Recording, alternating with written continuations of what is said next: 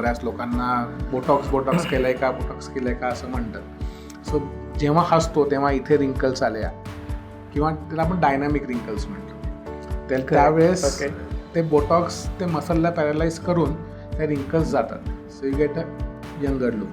So या सगळ्या non surgical procedures किंवा सेमी इन्व्हेजिव्ह म्हणू शकतो आपण. सो नॉन सर्जिकल म्हणजे आपलं नॉर्मली काही केमिकल पील्स झाले फॉर स्किन लाईटनिंग किंवा कम्प्लेक्शन थोडं चेंज करण्याकरता, किंवा स्मॉल आता ते बरेचदा रेडिओ फ्रिक्वेन्सीचे मशीन्स आलेत.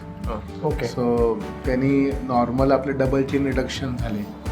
या सगळ्या गोष्टी नॉन सर्जिकली होऊ. सर्जिकलची ॲज सच गरज भासत नाही सुरुवात. Interesting. This is something new की मलाही माहीत नव्हतं की नॉन सर्जिकल वेने सुद्धा काही गोष्टी करता येतात.